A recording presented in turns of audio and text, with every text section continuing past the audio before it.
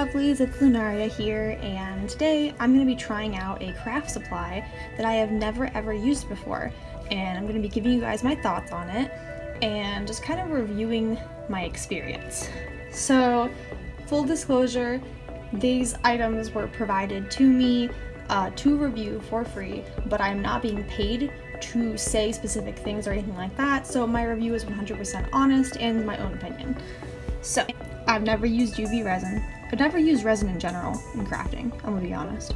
And I kind of wanted to see what it was like.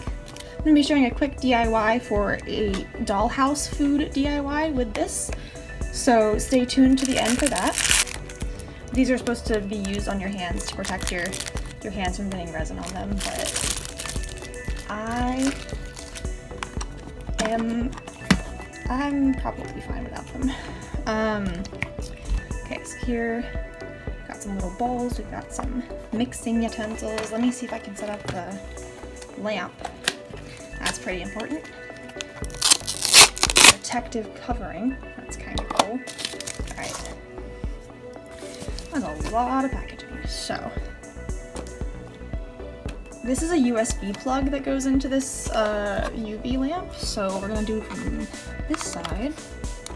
Yikes, that hurt my whole face. Okay, well, we don't need it on right now, so we're not gonna turn it on right now, because that hurt my entire face. Okay, so in this box, we have our UV resin. So, let me do a little bit of the shaky. Okay, so it tells you how to do this. So it says, UV lamp, 6 watts. You have to put it under for 4 to 5 minutes. This lamp is, let me look at our packaging to see the wattage. Oh, didn't mean to drag you guys over there. My bad. This is a 6 watt. Okay. So this is also a 6 watt lamp, so that works. And it says, hardening occurs under sunlight. Please work indoors or UV light, as we know.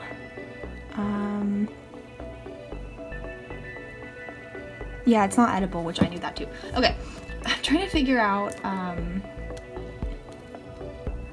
I guess the first thing we're trying to figure out is kind of, so there's nothing to mix. It looks like this is just in the bottle like this.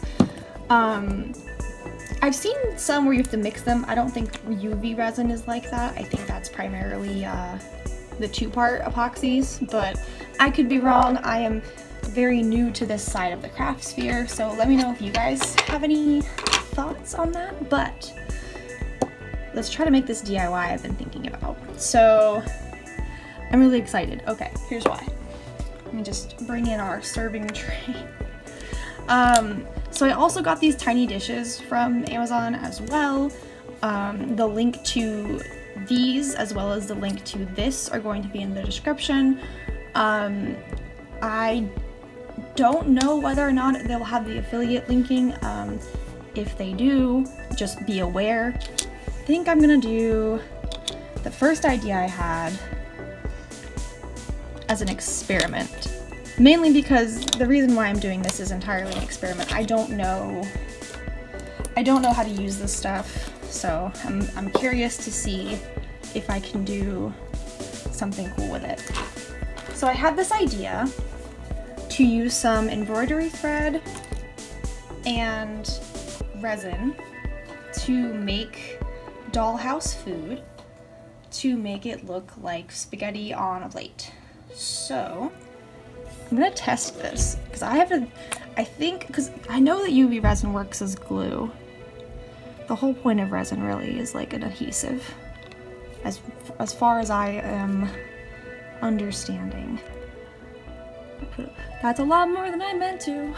Gosh, okay, I know this is like a learning curve thing, but still, God, okay. New crafting supplies, always, I love them. They also make me nervous because it's like, never ever used this before. You gotta figure out how it works, kind of thing.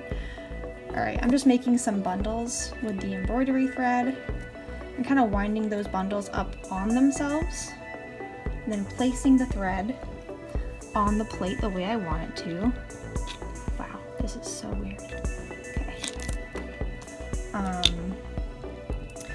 and just using that, I'm just gonna use these because they were already dunked in the freaking resin, so. All right, so just essentially using the resin to hold the embroidery thread onto the plate. And then next, we're gonna try something that involves dyeing the resin. I think you can mix acrylic into resin, but we'll find out, guys. So you gotta puncture the paint thingy. I already have paint all over my hands, that's awkward. Add a little bit of that. Okay. I don't know how much I have to add to make it like opaque is the word I wanted. Alright, let me go ahead and I'm gonna add a little bit of green. Not like a large amount here, like an itty bitty little droplet, because it will help add the contrast to that red that will make it hopefully a little more of a natural color and not so much like this bright red, because bright red isn't typically the color of spaghetti sauce, but you know. All right, so we're mixing it up nice and even-ish. I don't know. I enjoy the fact that this is literally like so difficult. Why is my measuring tool so wiggly? Not my measuring tool. Why is my stirring thingy so like weak? Okay. So then we're gonna do this, where I'm just gonna start essentially plating this, right? So, okay. Had to pause the recording to go find this thing, but I'm gonna use a Dollhouse spoon, a little Dollhouse ladle here, to scoop up some of that sauce and dunk it onto our spaghetti.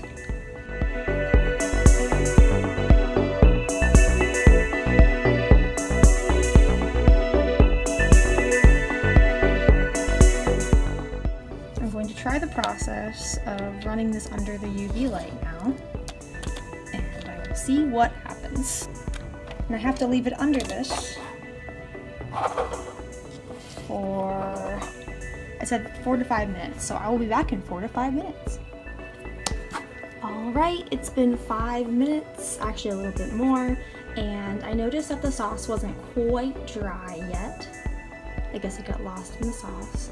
So I decided to put it back into the lamp, as well as put a little bit of resin on top as like a touch-up type thing to hopefully give the fake noodles some shine that will make them look more believable, like Dollhouse food. While that happens though, I had one last DIY that I wanted to test using the resin. So let me go ahead and do that. So this DIY is a bit easier, like significantly. It does use the resin, but there are tons of options to make this DIY with no resin. You're going to want a little frying pan for your dollhouse. You could also just have any old little plate for your dollhouse. You're going to want that. You're going to want a piece of white paper unlined, and then you're going to want to either have a yellow marker or have a hole punched piece of yellow paper to use as the yolk, because we are going to be making a little fried egg. First things first, start cutting out your egg shape. You can make it whatever shape you want. It can be complicated, it can be simple. You're gonna wanna make sure though that it's the right size for your container. So my egg white for this seems to be a pretty good size for this little pan. So next up, this is where it changes for each of you. Get your marker if you're using markers. Go grab your hole punched piece if you're using hole punches. I personally am going to use a hole punch piece because I made this DIY before with that, and I'd like to see how it affects the resin type DIY. So, alright. So I went ahead and made 2 of the little hole punches. They're literally just a little hole punched piece of yellow paper, because this is a pretty, hopefully, simple process. So the way I did it before was I would put the egg yolk, or the egg whites, put one of these on as the yolk, which already looks pretty decent, and then I would basically seal it with tape. But this time what I'm gonna do is just a little bit different. So first, I'm gonna try to put a very small drop of resin here. Okay, this stuff comes out fast, guys, like way faster than I expected. So I'm gonna use that to push the egg into the pan, like so. Next, I'm going to need another itty bitty blob of resin. Hopefully. The paper is turning colors. I wonder if this is not the great idea that I hoped it would be. I guess I'll find out. Okay. And then I'm gonna put the little yellow piece on where the yellow piece should go. Wow, I'm not sure how this is gonna turn out. We'll see though. And then if you want to double up on that, you can add another piece of paper. You can also just add a little blob on top of the yellow to give it more of like a raised appearance. You can also put a couple more like blobs in the pan for some grease if you'd like. Also, make sure to pop any bubbles that might come out of your resin. Personally, again, I don't know what I'm doing, but I've seen people say you don't want bubbles in your resin. You should probably pop them before you put the thing into cure. So I'm gonna believe what I've read on the internet and we're gonna try that. Okie dokie. So next step, I'm gonna take out what's been curing underneath.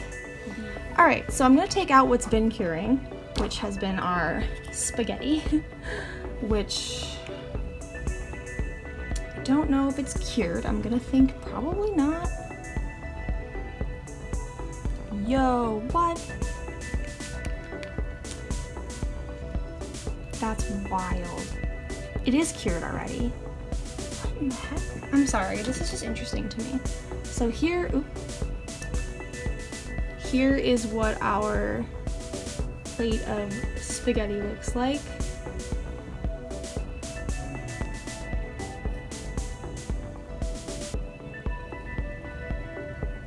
The egg is cooking. Spooky.